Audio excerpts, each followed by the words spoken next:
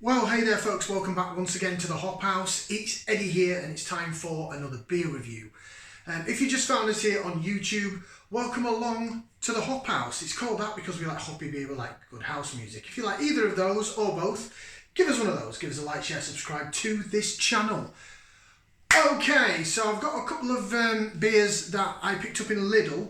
I picked them up, I think end of December time. It was either end of December or beginning of January. Virgin Beer Review's not had them before because obviously I was doing dry January and there was only a couple of these left on the shelf. So I was quite lucky to actually be able to get these to review. Do you want to see what we're doing? Okay, so beer number one. I've seen some of the reviews for this. Very much mixed reviews. I think very much mixed response to this brewery. I've only had... it's from Lidl, like I say. They've been in the last craft beer festival. They did the Madagascar vanilla chocolate stout and it tasted okay, but it's very thin. It wasn't great. So I'm hoping this one's better. So it's from Donkeystone. Is it Donkeystone Brewing? Donkeystone Brewing, and it's their Notorious NEIPA. Interesting can artwork. Not quite sure what all that's about, I'll be honest with you. But that is the Notorious NEIPA. It's coming in at... Will it pick it up? 5.5%, it won't pick it up. 5.5% ABV, New England IPA, not another one. So yeah, should we get it out into the glass? £1, 150. It's either 159, 179. It wasn't exactly, didn't exactly cost the earth. So let's see what we get. Back on the Mrs. Gin glass. Oh, sorry for the light going back and forth. I thought I got rid of that. Right, let's get it out into the glass. There's a red tint at the bottom of this glass, so if it looks red at the bottom, and I've said it in a load of videos, but just ignore it. We're looking at what it looks like in the rest of the glass. Oh, look at that. Look at that. It's cloudy, it's hazy. There's a lot of carbonation going on. It's sort of hazy. I can see through the other side if I hold up to the natural light, but in normal lighting terms I can't. It looks sort of a orangey colour on camera. Looks yellowy to orange to me. A bit of a white head on it. Let me give it a bang. I've seen someone else do this. It's supposed to settle the head down apparently. Who knew? Right, get the rest of the can in there, see if there's any floaters. Oh, there is something. It's very misty and swirly in there. Certainly thickened it up a heck of a lot more. So looks wise, yeah, it looks like a New England IPA should, doesn't it? It looks murky and hazy and all that jobber. It wobbles round quite nicely like jelly, doesn't it? It wobbles like jelly, the nose. Right, we're going to get the nose in there. We'll do a bit of lace division. First of all, let's get some aroma. So we're going to put that in there. We're going to give it a whiff. See what we can sniff. Smells nice. Yeah, I'm getting stone fruit aromas. Usual lot for the New England IPA. Orange, peach, passion fruit. A little bit of mango in there.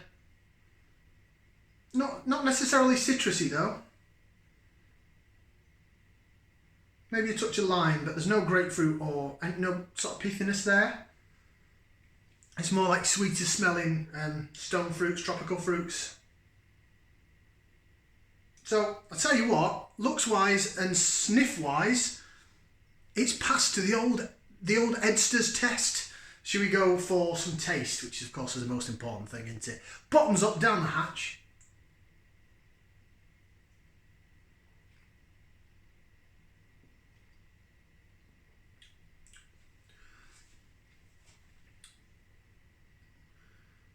That's all right.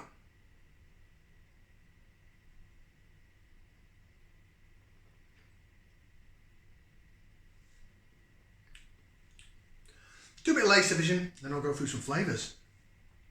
Jig, jig, jig, jig, jig, jig, jig, jig, jig. The power of the jig. Bit of lace division, see how it reacts in the glass.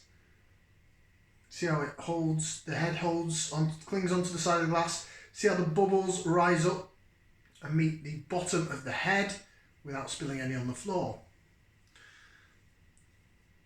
This isn't bad, you know. It's quite nice. Right, so the smell is bob on. The aroma is probably one of the best bits about the beer.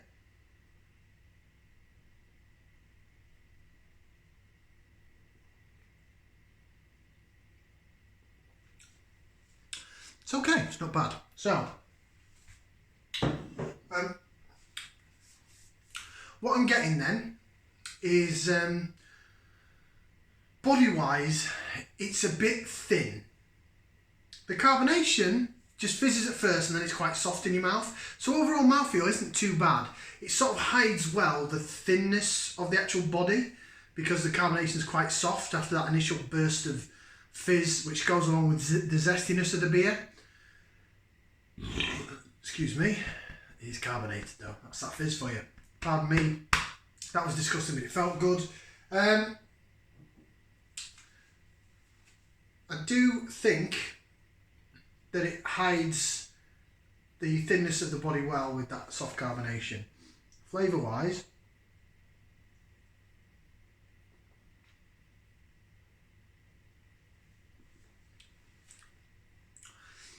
it hits the spot flavour wise, I have to say. Like I say, if it wasn't as thin and watery, it'd be a really good beer, it'd be a bargain beer really, but it is quite thin and watery. And it's almost got like the aftertaste what a sour does, where you get like the fresh water right at the back of your mouth, so it feels like you're being rehydrated. Trust me, you're not, it's beer, it'll dehydrate the shit out of you. But, sense of false hope, I think.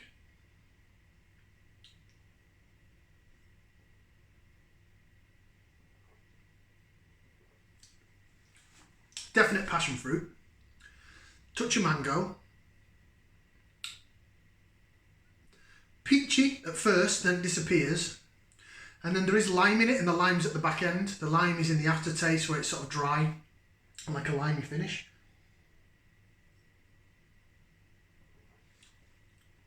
But I'd say passion fruit, mango, and maybe a touch of peach. Just a touch. Right, let me read the can. Apologies for the lighting going back and forth. I didn't think it was going to do it in this flat. I'll have to fiddle about with these spotlight jobbers. We're getting it all replaced anyway. You'll see the kitchen change bit by bit while we go through this.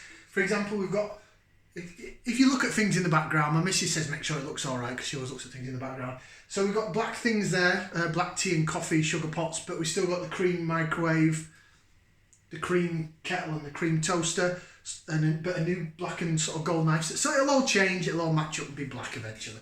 That's the idea. Anyway, let's see the kitchen and more of this. Right, so on the back, it says the North of England invites you to have a taste of New England. The North of England invites you to have a taste of New England. This NEIPA takes you... Sorry, some drops there. Out of my glass. Not on the floor.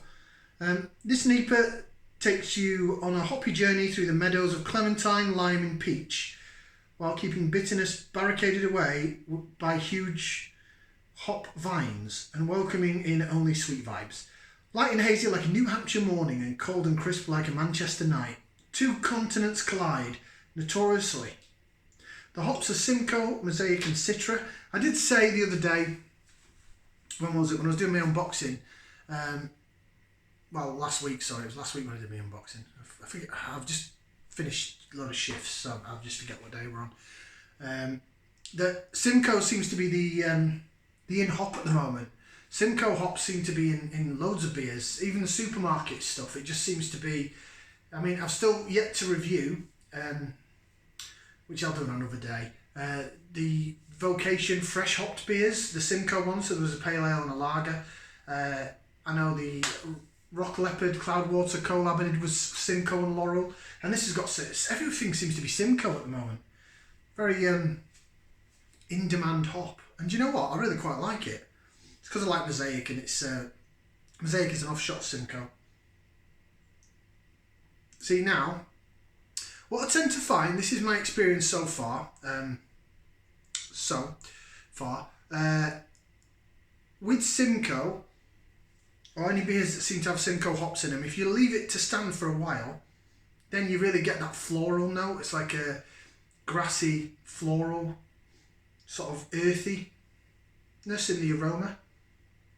It's not when when it first came out of the can, it was very vibrant and fruity and stone fruits. Now it's a lot more earthy. I think that's the Simcoe hop.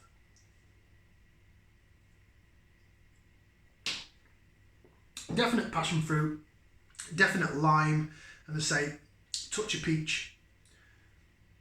Some people have been giving this beer some stick. Some people really don't like Donkeystone Brewing. They're out of a little area called Saddleworth. So back in day when I used to live up Yorkshire, if you didn't want to go on the M62, you used to go the back way to Manchester, up through Denby Dale and then via Home Firth. And then once you get over Home Firth, you go over onto Saddleworth Moor, and then you come down at the near Oldham Rochdale area, or a bit further south than nearer Oldham. Between Oldham and sort of Staley Bridge, that area, you come down, it's known as Saddleworth Moor.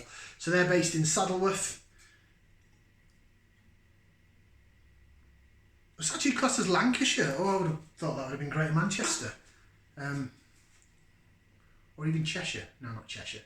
But yeah, Lancashire. But yeah, Saddleworth. Right, rating wise, gets a thumbs up. Give it a thumb and a half. It's nice. It's good. It's a lot better than that bloody stout they did. And they didn't even have any of the lager. There's a lager that they put out. I've only reviewed it, maybe 1 or 2 lagers on the channel anyway. Really big lager drinker, it gasses me up too much. But yeah, apparently the Cotton Clouds it's called. The lager's absolutely dreadful. Nobody like that. Like nobody. Yeah, thumb and a half from me. Thank you very much for watching. Like, share, subscribe. We'll see you again for another beer review right here on the Hop House. Ciao for now, people.